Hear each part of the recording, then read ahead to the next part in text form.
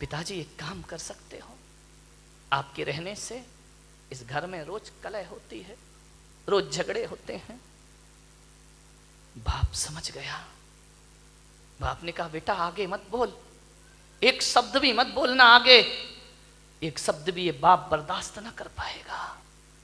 तू जो कहने जा रहा है वो निर्णय मैंने पहले ही ले लिया है, रात ही मैंने निर्णय ले लिया है कि अब मुझे ये घर छोड़ देना चाहिए। अब इस घर में रहने लायक मेरे लिए नहीं है, ये नरक हो चुका है मेरे लिए, मैं जा रहा हूं बेटा। बच्चे ने इतनी हिम्मत नहीं हुई कि पिताजी ऐसा मत करो। जाने लगा वो बूढ़ा। पोते को बहुत प्यार करता था, बच्चे से ज्यादा पोते पर मोह था। दौड़ा दौड़ा, दादाजी तुम मत जाओ, मैं तुम्हारे बिना नहीं रह सकता हूं। लिपट गया दादाजी से आकर, दादाजी तुम मुझे छोड़कर मत जाओ, मैं कहां सोऊंगा, किसके साथ खेलूंगा, किससे बात, कौन मेरी डिमांड पूरी करेगा। दादाजी ने कहा बेटा, छाती से लगा लिया उस पोते को, मेरे बच्चे आज मेरा जाना बहुत जरूरी है, एक बात याद रख बेटे, अब मुझे जाने दे, ज्यादा मोह मत बढ़ा। उसने कहा दादाजी मैं तुम्हें नहीं जाने दूंगा। दरवाजे पर खड़ा हो गया। दादाजी ने कहा बेटा देख, तेरे मम्मी पापा को मेरा यहाँ रहना अच्छा नहीं लगता है, इसलिए मैं ये घर छोड़ करके मैं तुझसे मिलने आऊंगा। तू स्कूल जाएगा तो रास्ते में मिल लूंगा, सड़क पे मिल लूंगा। उस पोते ने कहा कि दादाजी चाहे कुछ भी हो जाए मैं तुम्हें जाने नहीं दूंगा। लेकिन बहू देख रही है, बहू ने बच्चे को घसीटा, चल अंदर। ज्यादा दादाजी दादाजी नहीं करना, जाने दो उनको। बच्चा दौड़ा दौड़ा गया दूसरे कमरे में। ठंडी के दिन थे, कड़कड़ाती ठंड। एक कंबल उठा के लाया। दादाजी आप कुछ नहीं ले जा रहे ना, ये कंबल ले जाओ, ये मेरी दादी का कंबल है, वो हरिद्वार गई थी तो वहां से खरीद के लाई थी, ये मेरे माँ बाप का नहीं है। माँ ने कहा चल दे दे कंबल, क्या बिगड़ता, इससे अच्छा कंबल ले आएंगे। दादाजी के कंबल दिया पोते ने, उसने छाती से लगाया कंबल को। यही मिला उसे पूरी जिंदगी में, जिसके लिए मकान दुनिया सब कुछ बसाई, ये कंबल हाथ लगा है लास्ट में। क्या मिलता इस आदमी को, कुछ नहीं। कंबल ले जाने लगा, पोता आया, बोले ठहरो दादाजी, ऐसे मत जाओ, आप जा रहे हैं, आपने मकान अपने बच्चे को दे दिया, ये सारा पैसा बहू को दे, मुझे क्या दिया आपने। अरे उसने कहा तू तो अभी बहुत प्यार कर रहा था बेटा, मेरे पास क्या है, ये माँ बाप तेरे हैं, ये मकान तेरा। नहीं दादाजी, आपसे मैं बहुत प्यार करता हूं, थोड़ी निशानी मुझे आपकी चाहिए। क्या लेगा बच्चे मेरे से, मेरे पास कुछ नहीं है। कैंची लेकर आया, कंबल को आधा काट दिया।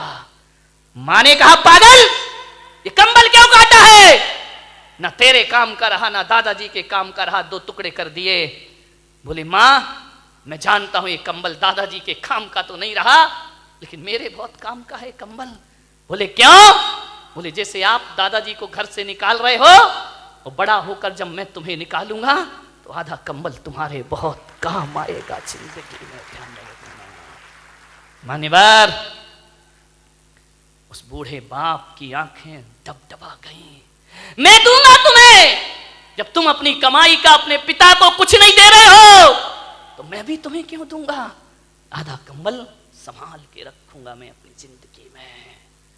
बूढ़ा चला गया, आधा कंबल सीने से लगाए चला गया। ना जाने कहां जा रहा है उसे नहीं पता, कहां जाएगा ये भी नहीं जानता है। वह चलते जा रहा, चलते जा रहा, चलते जा रहा, एक फोटोग्राफर की दुकान पे पहुंच गया। उसने देखा, ना जाने क्या सूझी बुढ़ापे में उसको, कंबल दबाए हुए सीढ़ियां चढ़ गया। फोटोग्राफर से बोला कि बेटा मेरी एक फोटो खींच सकता है। उसने कहा दादाजी को क्या हो गया, फोटो खींच दे। आंखों में कीचड़, टूटा हुआ चश्मा, फटा हुआ कंबल। उसने कहा दादाजी खींचूंगा मैं फोटो, आइए बैठिए। उसको बिठाया। फोटोग्राफर ने रुमाल से दादाजी का मुंह साफ किया। इतनी जोर से बूढ़े ने उसके हाथ पकड़े कि बेटा जिसकी गंदगी बचपन में साफ की, उन बच्चों ने मेरा मुंह ना पोंछा। एक बात याद रखना बारामती वालों, ये कभी कभी जो प्यार अपनों से नहीं मिलता वो पड़ोस में प्राप्त हो जाया करता है। उसने कीचड़ पोंछा, चश्मा सही किया। दादाजी ये चश्मा टूटा है, ये तार निकला है इसका, सही क्यों नहीं किया? क्या करूं बेटा, जो कल तक आंखों के तारे थे उन्होंने चश्मे का तार नहीं सुधरवाया मेरे। फोटो निकाली, फोटो निकालने के बाद दादाजी ने अपने जेब में हाथ डाला, एक फटा पुराना 5 का नोट निकाला। बोले बेटा ये ले ले। उसने कहा नहीं पिताजी, दादाजी अब पैसे नहीं चाहिए मुझे, मैं आपकी फोटो जरूर बना कर दूंगा। बोले मेरे पास कुछ नहीं बेटा, केवल ये फटा 5 का नोट है, तू रख, तेरे बहुत काम आएगा। उसने कहा नहीं दादाजी मुझे नहीं चाहिए। बोले रख ले बेटा रख ले। बोले मुझे नहीं चाहिए। तो बूढ़े ने कहा अपनी नहीं तो मेरी खुशी के लिए रख ले। दादाजी आपको ये 5 रुपया देने में खुशी मिलेगी? उसने कहा लाओ मुझे दे दो। उसने 5 का नोट देखा, फटा सा था। आज वो 5 का नोट हजारों की गड्डियों के सामने भारी पड़ रहा था उस फोटोग्राफर को। उसने लिया 5 का नोट डाला।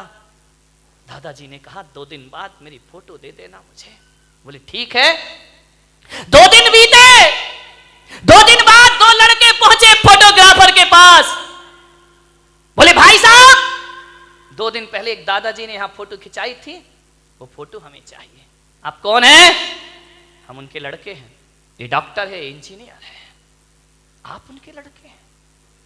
आपको कैसे पता कि फोटो खिंची है?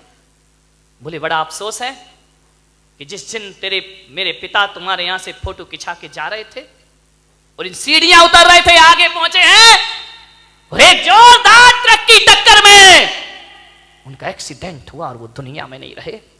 जब हमें सूचना मिली हम गए, जब तक प्राण पखेरु उड़ गए, उनके कुर्ते के जेब में तुम्हारी दुकान की रसीद पड़ी थी। बस वही रसीद लेकर हम तुम्हारे यहां आए हैं। वो फोटो तो दिखाओ जरा। फोटो दिखाई, अरे ये फोटो खींची है तुमने? ये फटे से कपड़े, टूटा सा चश्मा, आंखों में कीचड़।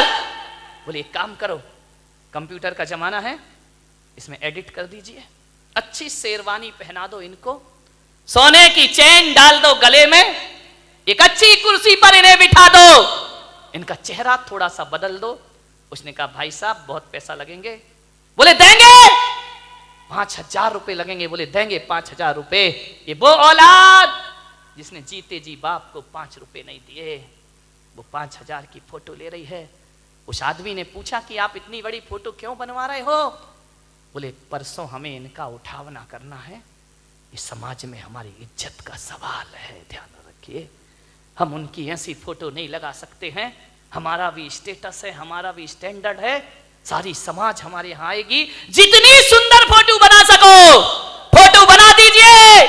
कल सारे लोग श्रद्धांजलि सभा में उपस्थित होंगे। ये है माँ बाप का सम्मान।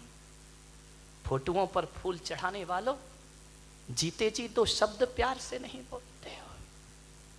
कैसी औलाद है कि जीते जी बाप के लिए नए कपड़े नहीं आते, मर जाए तो नया कफन खरीदने दौड़ते हो। ध्यान रखिए मेरे भाई, आपसे निवेदन है, लाशों पर फूल मत चढ़ाना, कोई बात नहीं है।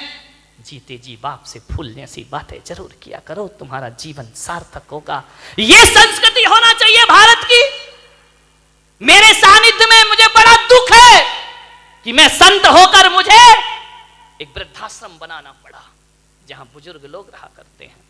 ऐसे ऐसे लोग आते हैं मेरे पास आंसू बहाते, अरे घर की दुनिया से बाहर निकल के देखो, अपने ही घर को दुनिया मत समझिए। आते हैं मेरे पास, महाराज ये जिंदगी का अंतिम पड़ाव, कुछ व्यवस्था करो, हमारा बेटा हमें घर से। एक बेटा मेरे पास आया अपने माँ को लेकर, महाराज आपका वृद्धाश्रम बना है, आपका वात्सल्य धाम बना है, मेरी माँ को वहां रख दीजिए। मैंने कहा शर्म आना चाहिए तुझे, एक बेटा कह रहा है कि वृद्धाश्रम में रख दो। मान्यवर, मैंने उससे कहा तुझे तो चुल्लू भर पानी में डूब के मर जाना चाहिए। जिस माँ ने कोख में रखा तू घर में नहीं रख सकता है, वापिस लेके जा इस माँ को। बोले आपने क्यों बनाया वृद्धाश्रम? मैंने कहा मैंने इसलिए नहीं बनाया कि कोई औलाद अपने बाप को मेरे पास भेजे। नहीं भाई, ये तो मेरे लिए सबसे बड़ा पाप हो जाएगा। और मैं बारामती में कह रहा हूं पुलक सागर, इस देश से वृद्धाश्रम की परंपरा खत्म होना चाहिए, समाप्त होना चाहिए। एक भी वृद्धाश्रम इस देश में नहीं होना चाहिए, एक भी ओल्ड हाउस इस देश में नहीं होना चाहिए। ये बदनुमा दाग है भारतीय संस्कृति पर। लाल किला शान हो सकता है, कुतुब मीनार शान हो सकती है, ध्यान रखना ताजमहल शान हो सकता है देश की, लेकिन वृद्धाश्रम देश की शान नहीं है। ये भारतीय संस्कृति पर मारा हुआ तमाचा हुआ करता है। एक बेटा माँ बाप को वृद्धाश्रम में रखता है, मैंने उसे 1 घंटे समझाया, बेटा माँ को मत निकाल अपने घर से। 1 घंटे मैंने उसे समझाइश दी, वो अपनी माँ को वापस ले गया। ध्यान रखिए मान्यवर, मैं एक भावना रखता हूं, मेरा और हम जैसे संतों का जीना सार्थक हो जाएगा जब वृद्धाश्रम रातों रात खाली हो जाएगा। मेरे भाई, हर बेटा अपने माँ बाप को अपने घर ले जाए। कौन सी शान है ये? मैंने बनाया है इसलिए बनाया कि उन बुजुर्गों को सहारा दूं जिनके औलाद नहीं है। ध्यान रखिए, औलाद होने के बाद माँ बाप हमारे पास आए शरण में, बेकार की जिंदगी है ये, ध्यान रखिए। आपसे निवेदन है, एक बूढ़ी मां जिसने औलाद को पढ़ाया लिखाया, लेकिन वो औलाद उस मां से नफरत करती थी। धिक्कार है वो औलाद जो मां से नफरत करती है, पिता से नफरत करती है। यही नफरत थी उसे बस। वो कहता था, मां तू मेरे सामने मत आया कर, तू मनहूस है, मैं तेरा चेहरा देखना पसंद नहीं करता हूं। मां रो लेती चुपके चुपके, पाल पोस के बड़ा किया, पढ़ाया लिखाया। औलाद कह रही हम तेरा चेहरा देखना नहीं चाहते, तू हमारे सामने मत आया कर। मां आती, मां की ममता थी बेचारी, क्या करे, स्कूल जाती, टिफिन देने जाती, बच्चे का भोजन देने जाती। बच्चे से कोई पूछता कि ये बुढ़िया कौन है, तो मालूम है वो ऐसी औलाद, ऐसी कायर औलाद जो अपने दोस्तों को कहता कि नौकरानी है जो हमारे घर से हमें टिफिन ला के देती है। मां जब सुनती तो सीना छलनी हो जाता उसका, ये नौकरानी है, ये काम वाली है। घर में आके झगड़ा करता, तू टिफिन लेके मत आया कर मेरे स्कूल में, मुझे बहुत नफरत है तुझसे। ऐसी औलाद जिसके लिए ईश्वर के सामने हाथ फैलाए, आज वही ईश्वर का वरदान उसे अभिशाप लग रहा है। औलाद पसंद नहीं करती है। एक बात ध्यान रखना, मां कैसी भी हो, मां तो मां होती है मेरे भाई। मां काली हो, मां गोरी हो, मां बदसूरत हो, एक बात ध्यान रखना, मां की सूरत नहीं देखी जाती, मां का दिल देखा जाता है मेरे भाई दुनिया में। इसलिए नफरत थी उसे कि उस मां की एक आंख नहीं थी। तू कानी है, मेरे सामने मत आया कर। मां रो लेती चुपके चुपके,